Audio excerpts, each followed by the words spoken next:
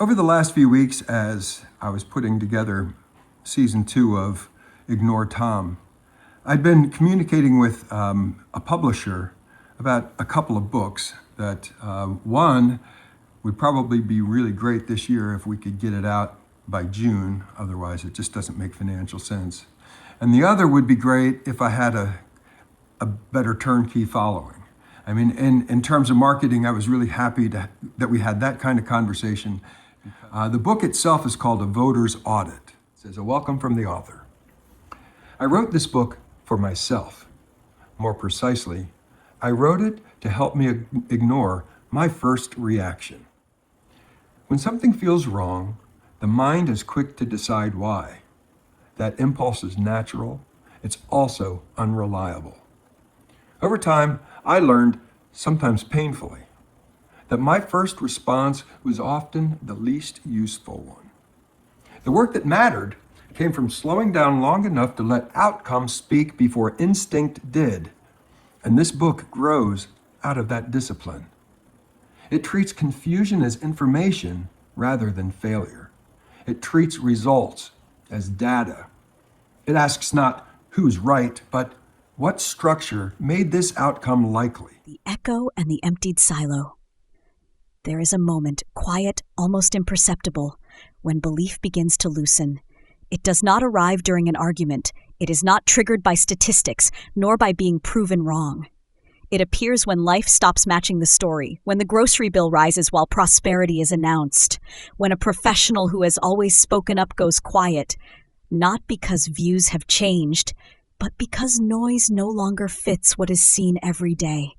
When a loyal participant in a system is told, implicitly or explicitly, that they no longer count, and no clear explanation follows, these moments do not produce outrage.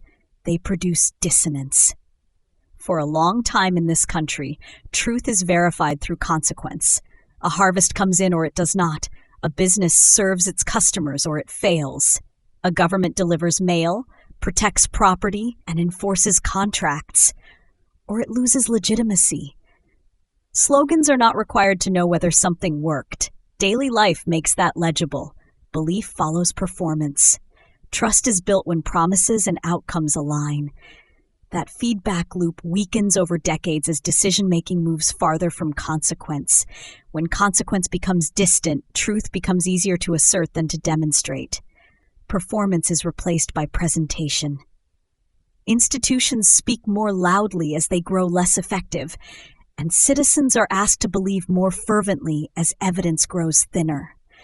Volume rises not because success is near, but because failure is approaching and loudness becomes a substitute for accountability.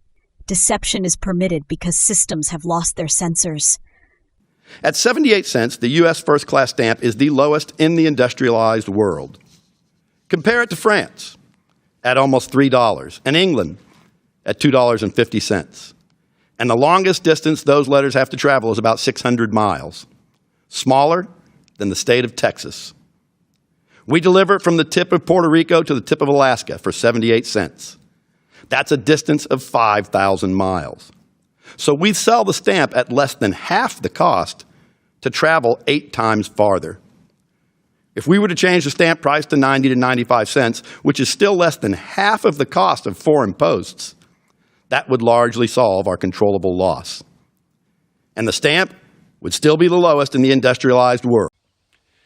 The way we fix the Postal Service's financial problems, short-term and long-term, is we do 2 things. One, we get rid of the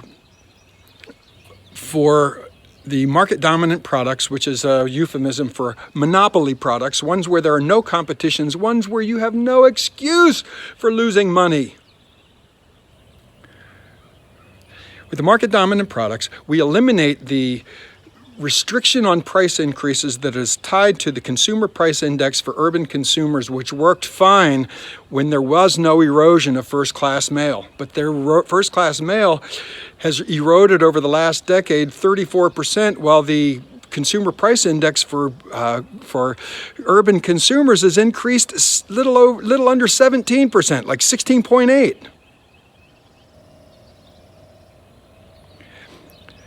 The law also says that we're supposed to be able, every category of mail is supposed to pay for itself, and the law is written so that that category can't.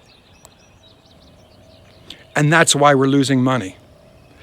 To be honest with you, when stamps were 25 cents, between the time they were 25 cents and 50 cents, if we trended the average household income as the limit for how we could increase prices so that it wouldn't change the value the Postal Service meant then and now, if we trended that, we would generate another $8 billion a year simply. If we trended the average mail letter cost of our top 5 European trading partners, we would add $26.9 billion annually. So if Congress wants to do the right thing and fix the Postal Service, they will eliminate, modify, change the restriction on what we can charge first-class mail so that it can at least approach what the threshold for pricing is in the global market, so that it can approach the kind of pricing that's experienced everywhere else in the world.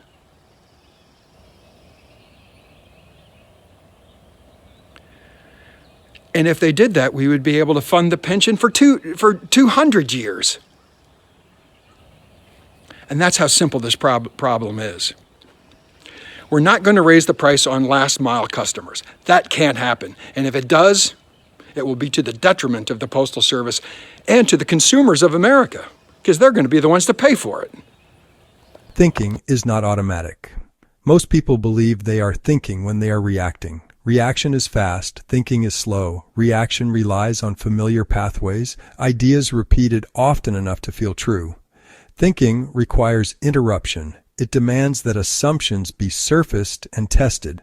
That work is uncomfortable, which is why it is so often avoided. In stable conditions, this avoidance is survivable. In changing conditions, it is dangerous. The limits of intelligence does not protect against error. Highly intelligent people can be deeply wrong if they never examine how they know what they know. Education sharpens tools. It does not guarantee their proper use. Experience builds confidence. It does not ensure relevance. Cognitive self-knowledge begins with recognizing this limit. What matters is not how smart someone is, but how willing they are to question their own certainty. Belief without examination is delegation. When people accept ideas without examining their source incentives or consequences, they are not exercising judgment. They are delegating it. Delegation is not inherently bad. Societies require trust, but trust without periodic audit becomes dependency. Over time, people stop knowing why they believe what they believe. They defend positions they did not arrive at and cannot explain. This is not ignorance, it is abdication. A citizen who does not examine their own beliefs is not neutral. They are vulnerable. Self-knowledge requires friction. Cognitive growth does not occur in comfort. It occurs when an explanation fails, a trusted source disappoints, or a long-held belief no longer fits reality. These moments feel disruptive because they are. They interrupt habit. They force reassessment. They create the conditions for thinking to resume. Avoiding these moments preserves comfort. Engaging them restores agency. Why this is a civic responsibility. A society cannot think better than its citizens.